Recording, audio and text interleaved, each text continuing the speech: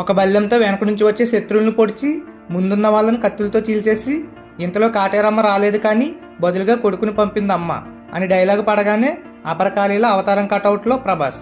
అబ్బో goose pumps తెప్పించే ఆ సలార్ సీన్, ఆ బ్యాక్గ్రౌండ్ మ్యూజిక్, విజువల్స్తో థియేటర్లు దద్దరిల్లిపోతున్నాయి. ఇంతకీ ఈ కాటేరమ్మ కథ గురించి మీకు తెలుసా? అయితే ఈ వీడియోలో తెలుసుకుందాం. ద్రవిడ సంస్కృతి నుంచి ఉద్భవించి హిందూ ఆరాధన దైవంగా మారింది శ్రీ కాటేరి దేవత. నమ్ముకున్న వాళ్లకు అండగా ఉంటూ దుష్ట సంహారం చేసే దేవతే ఈ అమ్మ. దక్షిణ భారతదేశంలో మరీ ముఖ్యంగా తమిళనాడులో కాటేరి అమ్మనగా, కర్ణాటకలో కాటేరమ్మగా ఆలయాల్లో కొలువై పూజలు అందుకుంటోంది. పార్వతీదేవి మరో రూపంగా భావించే కాటేరమ్మను కలియుగంలో రోగాలను నయం చేసేందుకు వెలసిన దేవతగా పూజిస్తున్నారు. కొన్ని చోట్ల ఊరికి కాపలా దేవతగా, మరికొన్ని చోట్ల కులదేవతగా తరతరాల నుంచి కొలుస్తున్నారు. జానపద కథ ప్రకారం కైలాసంలో శివుడు నిద్రపోయే సమయంలో పార్వతీదేవి రోజు రాత్రిళ్ళు ఎటో వెళ్ళిపోతుంటుంది. సూర్యోదయానికి ముందు తిరిగి కైలాసానికి చేరుతుంది. ఈ చర్యపై శివుడు పార్వతిని నిలదీస్తాడు. తన ప్రమేయం లేకుండానే ఇలా జరిగిపోతున్నట్టు పార్వతి బాధపడుతుంది.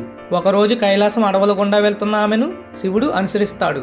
హఠాత్తుగా కాళీ రూపంలోకి మారిపోయి శవాల్ని తవ్వి బయటకు తీసి తినే ప్రయత్నం చేస్తుందామె.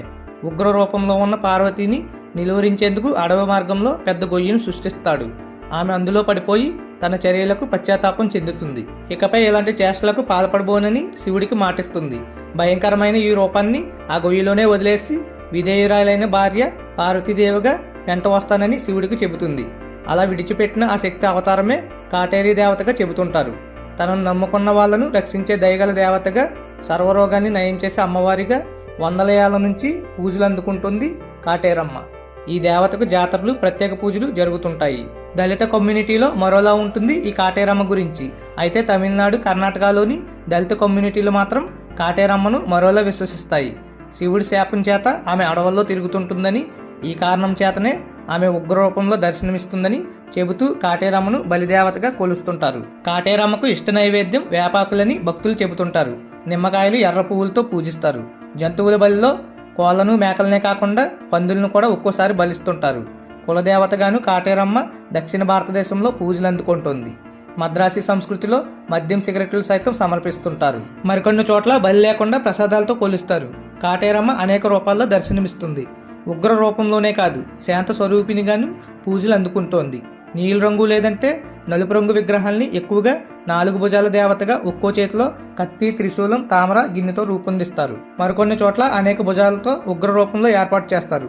దక్షిణ రాష్ట్రాల్లోనే కాదు, శ్రీలంకలోనూ కొన్ని తెగలు కాటేరమ్మను కొలుస్తారు. త్రినిడాడ్, గుయానా, జమైకా, మారిషస్, సౌత్ ఆఫ్రికాలో స్థిరపడిన తమిళ కమ్యూనిటీ ప్రజల నుంచి కూడా పూజలు అందుకుంటోంది. కన్నడ ప్రజలు కాటేరమ్మగానే కాకుండా రక్త కాటేరమ్మగాను కాటేరి దేవి ఆరాధ్య దైవం. రోగాలు మాయం చేయడంతో పాటు దుష్ట శక్తుల్ని వదిలిస్తుందని నమ్ముతారు. అలా కన్నడ నాట శక్తివంతమైన దేవతగా పేరున్న కాటేరమ్మ రిఫరెన్స్ను ఇలా ప్రభాస్ ఫైట్ సీన్తో సలార్ కాటేరమ్మ స్క్రీన్ ప్రేక్షకులకు రుచి చూపించాడు దర్శకుడు ప్రశాంత్ నీల్. ఈ వీడియో మీకు నచ్చిందని అనుకుంటున్నాను. నచ్చినట్లయితే లైక్ అండ్ షేర్ చేయండి. ఈ వీడియోపై మీ అభిప్రాయాన్ని కామెంట్ సెక్షన్లో తెలపండి. ఇలాంటి మరిన్ని ఇంట్రెస్టింగ్ ఫ్యాక్ట్స్ గురించి నా ఛానల్ని సబ్స్క్రైబ్ చేసుకోండి. సబ్స్క్రైబ్ చేయడం మాత్రం మర్చిపోకండి. సబ్స్క్రైబ్ చేసుకున్న తర్వాత నేను పెట్టిన వీడియో మీకు వెంటనే నోటిఫికేషన్ రూపంలో రావాలంటే సబ్స్క్రైబ్ పక్కన ఉన్న బెల్ ఐకాన్ మీద క్లిక్ చేసి ఆల్ అనే ఆప్షన్ మీద క్లిక్ చేయండి. Please do subscribe.